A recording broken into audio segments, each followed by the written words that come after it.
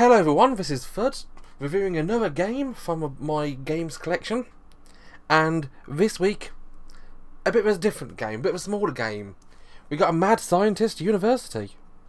I'm pretty sure I've got the expansion in here as well. Can't remember what it's called. There's probably a book in there somewhere talking about it. But this is a card game from Atlas Games. And so, without further ado, let's flip it over and read what it says. A storytelling party game of evil genius. Polish up your laser gun, get your maniacal laugh ready. You're about to enroll in Mad Scientist University. Whichever student devises the most ingenious schemes will pass the honours. The rest will be sent home in boxes, one piece at a time. Wah! Okay. Players all receive one unstable element card, like lawn gnomes or marshmallows or squirrels. They then each have to make up a cunning plan to achieve a group's insane assignment with it. Journey to the centre of the earth with tunnelling mechanical lawn gnomes. Win the presidential race with mind-altering marshmallows. Take over the world with your army of vicious, mutated squirrels. Your sinister plot knows no bounds. For TA for round awards, the insane assignment card for best plan, using whatever demented or totally unreasonable criteria he sees fit. For evil geniuses are like that. The player with most assignment cards wins. It's for 3 to 7 players. Its ages 8 and up. Playtime 30 to 60 minutes. Brains not included. So, yeah. If you haven't really figured out already, this is a game akin to that sort of strange, demented sort of mindset as Cards Against Humanity. Well, I actually bought this one before I'd actually played Cards Against Humanity, so I didn't know about that to begin with. But let's open it up and see what it is. Now it's actually got a nice slip here. Elastic bands are not included. As I added in there because otherwise you didn't really have anything in here because it's just a thin box there. You've got placetests on the side there for reviewing purposes, and if my camera will focus on it, slowly begin to focus. Never mind. You got credits on the other side, and the rules of conduct on the back. There we are. You don't need that to know how to play because I know how to play. And so we'll put these to one side. We'll see those in a second, and we'll throw out a broken elastic band out the way. Good thing I always carry a spare. And so the main game is actually made up of 2 types of cards. You've got the unstable elements, and you've got the insane assignments. And so each player is given no cards. You don't choose your card. I mean, you can play variants where you choose your own card, but it's more fun to spring it on them. So, for instance, if I shuffle these cards a bit, I'm terrible at shuffling, so I'm just going to do a crap job at it. And our insane assignment is to write a 50-page report. That's kind of boring because no, let's not use that one. Let's breathe underwater. In case you can't see that, breathe underwater. Now, contestant number 1, I won't take all these cards, I'm just going to take a handful. Has to breathe underwater using salsa. Well, it's a perfect thing to go for a dip. And so they would have to argue, spur a moment, how they can accomplish breathing underwater using salsa.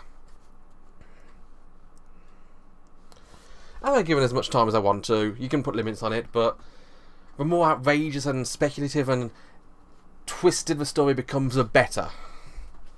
Player number 2 has to try and breathe underwater using mangoes.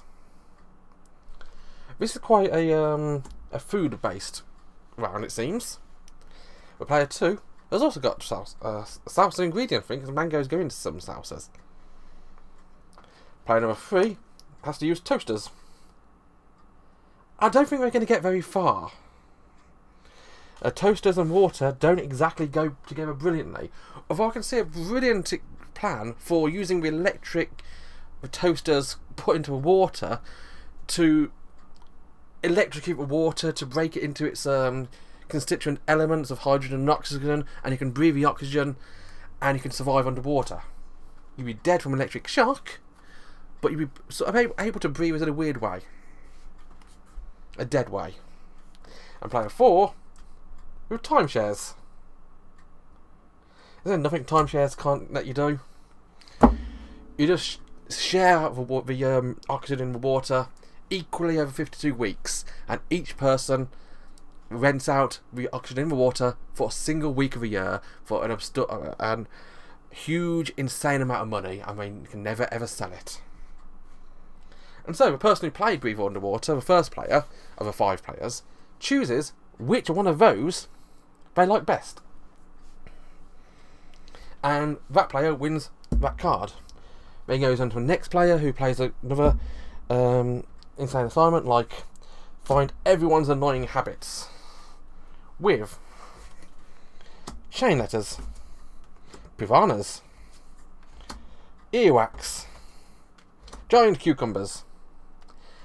I can already picture how that one would go with our group of friends. Badly. But you get the idea. You keep laying on in assignments, you keep arguing a toss about whatever you want to argue a toss about, and you just have a good laugh at the end of the day. There's no defined goal.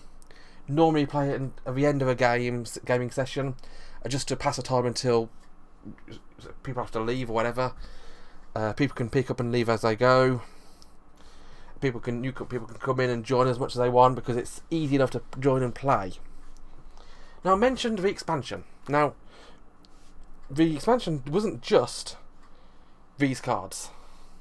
I mean, there's 3 cards here. It actually had a few of those cards and those cards in there as well. But these are 3 cards, but technically unstable elements again, but they're different. They are gimmicks. 3 cards which can be given to a player. They're given to a certain student, a certain player. For instance, I'll read out one of the cards before I show them to you. The glowing green radioactive stuff. Gimmick. Catalyst. The student wearing the most green or colour of a game owner's choice. So basically, whoever wears the most green gets his card at the start of the game. Reaction. During someone's description of a scheme, pretend to sneeze and give this card to a student to your left. The student in mid-description discards his unstable element and draws a new one and continues his story as if he has always been using it. So, that conversation about the giant cucumbers could be going very, very badly about the annoying habit, and then suddenly you sneeze and they're actually using business cards, not giant cucumbers, and they've got to adapt their story to use business cards, not giant cucumbers, which can lead to more interesting results. You also got the heliometer. The student has the funniest voice gets this card, and I'll show you this one. Before any schemes have been described around an insane asylum, say, here we go, a funny voice, and give this card to a student on your left.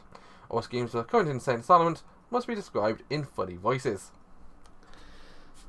So, this one will just annoy some people, but other people absolutely love it because they get to speak in a high-pitched voice like this and speak in a funny voice and strange things like that.